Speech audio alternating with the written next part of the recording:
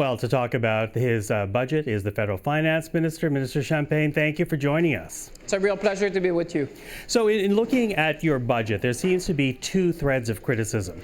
The first one has to do with your tax measures, whether or not they have gone far enough to encourage investment in this country. We've heard business groups saying this is a start, but not enough, and you are going to need private capital to build this economy. What do you say to that criticism?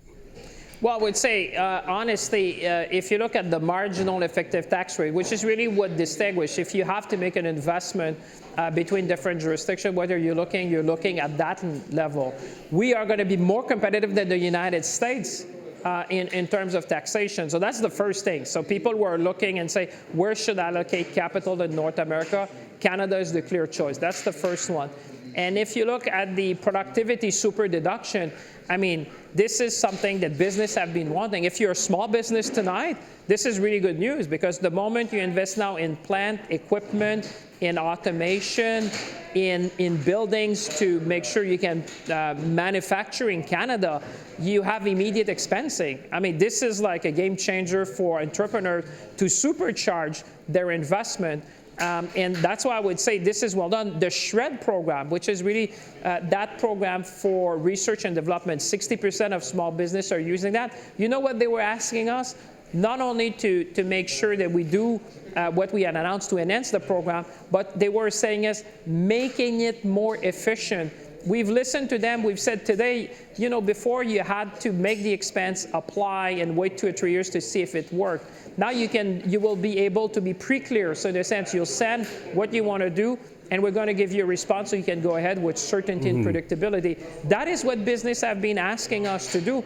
And I would say the tax deduction that we have, plus the investments tax credits that we have, makes Canada by large the most attractive place to invest. And okay, let me jump in. I hear what you're saying. I do want to jump in though, because at this point, the Conservatives say they will not support your budget. The Bloc Québécois says they're not willing to support your budget, though the Bloc is willing to speak with you. The NDP is also willing to speak to you. I understand Chris D'Entremont has now crossed the floor and is now with the Liberal caucus, but you're still a couple of votes shy. Are you willing to sit down with the NDP or the Bloc to make amendments to your budget to ensure that it gets passed? Well, I would say there's something for every Canadian in this budget. What I wanted was to reassure Canadians this is an investment budget. This is a generational shift. I would say we need to seize the moment. I think Canadians have little patience now because they see the challenges ahead of us, affordability, there's a lot of uncertainty. You know, what we've seen in the world is probably the largest shift in terms of speed, scope, and scale that we have seen since probably 1945. So I would say to the opposition party, you really have to ask yourself, if that budget is fit for Canadian, why would you not do the right thing and make sure that this budget passed? Because at the end of the day, the measure, think about when we're talking about small and medium-sized businesses, talk about protecting our sovereignty, talk about investing in housing, talk about the program we said that we're going to have a health infrastructure fund for hospitals and clinics across the country. You're going to say to Canadians, I'd rather not vote in favor of that. Well, from what we heard, Minister, that is exactly where the opposition parties stand right now. And without amendments, your budget does risk failing and bringing down the government. Are you willing to sit down with the opposition and revisit this budget and make amendments? Well, I would say they should read the mood of the nation. The mood of the nation is clearly not for an election. The mood of the nation is to say the people in Ottawa should come together and make sure that we can do the investments that are needed because they are generational. That's why where do you think you'll get the votes then, Minister? Well, I'm talking to everyone, and I'm willing to talk. We've been having discussions before the budget. We have things which are very specific. And by the way, a number of things you see in the budget is what the provinces and territories have been asking us to do. So we have responded to that.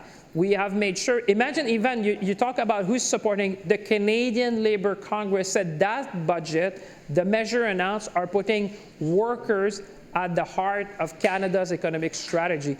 This is pretty powerful. If I was the NDP, I may want to listen to what the union said, because they said that the measures we've put together are putting workers at the center of our economic strategy. So if you look at that, if you're the Conservative, you say you would really be not supporting our defense investment to meet our NATO target, to make sure that the men and women who serve in uniform would not have the funds required to have the technology and the equipment.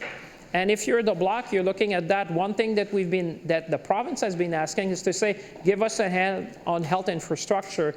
And we said we're happy to do our part. So that's my point, is that there's enough in this budget for every party to say, listen, it serves the people that I represent. Because at the end of the day, every member of parliament here needs to ask in their soul whether this is something that's going to be good for their constituent. Minister. And that's the question that they have to ask themselves. Minister, thank you for this. I'm out of time, but really appreciate the time this evening. Thank you. Thank you very much, sir. Always a pleasure. And you. Thank you.